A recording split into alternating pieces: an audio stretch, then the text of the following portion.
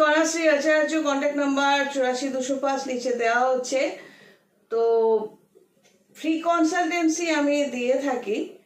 এই free consultancy দেওয়ার কারণ হচ্ছে এটা আমি মনে করি আমার একটা পুণ্য। 17-18 বছর এই লাইনে আছি, সেই সুবাদে আমি এইটুকু করতেই পারি। ফ্রি কনসালটেন্সি মানে এটা নয় যে তুমি বলুন তো আমার সম্পর্কে, আর আমি বসে বসে তোমার সম্পর্কে বলতে শুরু করব। ফ্রি কনসালটেন্সি দেব, সেটার প্রসিডিওরটা আমি আবারও বলছি। সেটা হলো আমার হোয়াটসঅ্যাপ নাম্বার 84,205-এ তোমাকে যেটা পাঠাতে হবে, তোমার নাম, পদবি, গোত্র, লোকেশন, আর কি নিয়ে সমস্যা হচ্ছে, কবে থেকে হচ্ছে সেটা লিখে পাঠাতে হবে।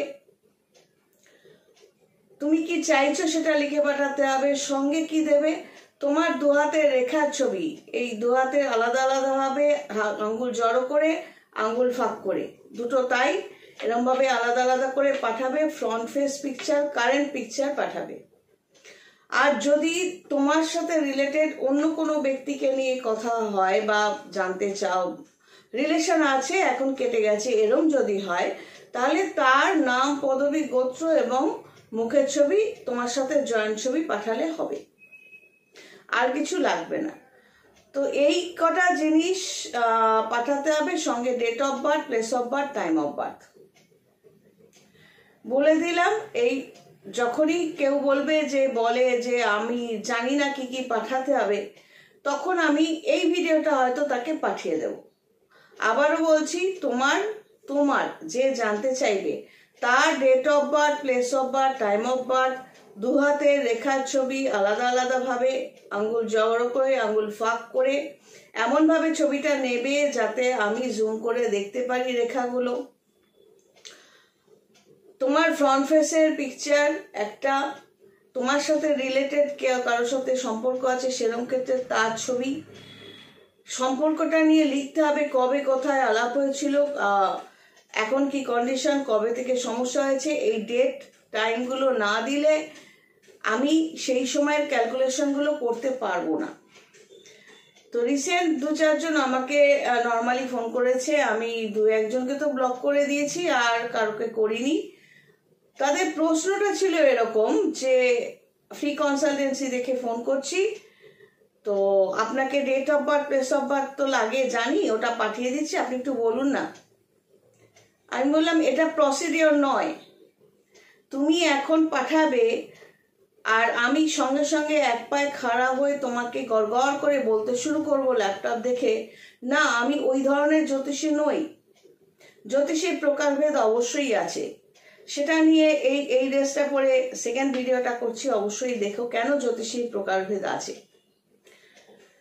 তো আমার কাছে সিস্টেমে আসতে হবে, একটা প্রসিডিওর মেনটেন করতে হবে, এবং আমি যে ধরনের কথা যা যা বলবো সেটা বোঝার মতো ব্রেন ক্যাপাসিটিটাও থাকতে হবে।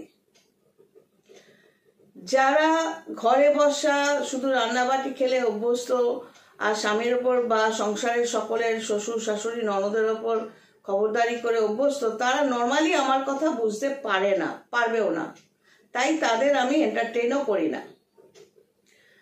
তো জ্যোতিষবিদ্যাটা আমি আগেও বলেছি, এখনো বলছি, যে ডিটেলসটা পাঠালে আমি আমার সময় মতো ক্যালকুলেশন করে রাখবো, রেখে তোমার যে কোশ্চেনটা পাঠাবে তার অ্যান্সারটা আমি রেডি করে রাখবো।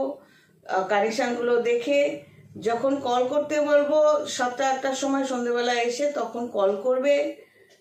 5-10 মিনিট 15 মিনিট আমি ফ্রি থাকলে 30 মিনিটও দিই, যতক্ষণ না বুঝতে পারবে আমি ম্যাটারটা বুঝিয়ে দেবো, কিন্তু ওই 1-2 কোয়েশ্চেনের অ্যান্সারই দেবো, যেহেতু এটা ফ্রি কনসালটেন্সি দেখে তুমি ফোনটা লাগিয়ে দিলে, এবার বলবে কি কি পাঠাবো, তার মানে, এবং আমি যখন বললাম তুমি ভিডিওটা দেখে নাও, তুমি সেটা দেখলে না, আমি ফোন কেটে দিলাম বা তুমি ফোন কেটে দিলে, তার মানে তুমি অস্থির।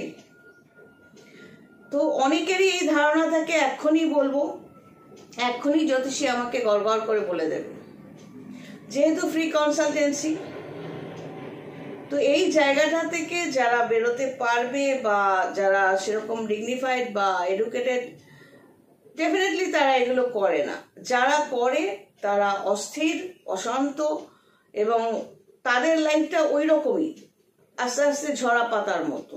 কারণ সফল হতে গেলে জীবনে তার মধ্যে যে ধীরতা স্থিরতা লাগে বা যে ইন্টেলিজেন্সিটা লাগে, মানে তুমি ধরো আমার এই ভিডিওটা দেখে তোমার পছন্দ হলো ফ্রি কনসালটেন্সি, এবার তোমার কি উচিত, তুমি কি করবে? আমার চ্যানেলে যাবে, ওপর থেকে একদম লাস্ট আপডেটেড ভিডিও থেকে তুমি দু একটা সাবজেক্ট দেখে দেখে শুনবে আমি কি বলতে চাইছি।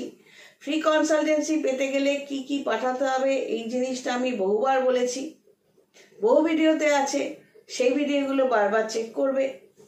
আরও সহজ রাস্তা আছে, ফেসবুকে গিয়ে যদি ফলো করো, সেখানে আমার এই কানেকশন, ইউটিউবের কানেকশনগুলো দেওয়া আছে, এটা আরও সহজ রাস্তা।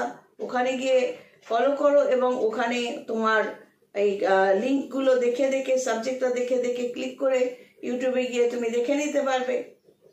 না, এতটা সময় তোমার নেই, তোমার নিজের জীবনটা অশান্ত, জীবনটা অসফল, তা সত্ত্বেও তোমার সময় নেই, এতটা ধৈর্য নেই। এই অধৈর্যতার কারণে তুমি কোথায় ছুটবে? তোতা পাখির কাছে।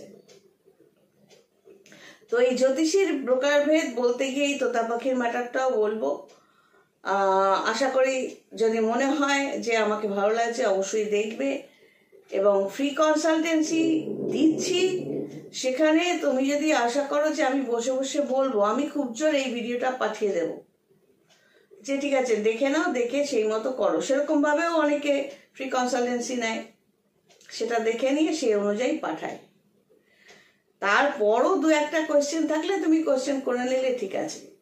আরও একটা ব্যাপার, ফ্রি কনসালটেন্সি দেওয়ার সময় আমি যেহেতু আফটার ক্যালকুলেশন এগুলো করি, তো কোনো আন্দাজে নয়, কারণ আমি আমার রেপুটেশনের জায়গাটা সম্পর্কে যথেষ্ট ওয়াকিবহাল।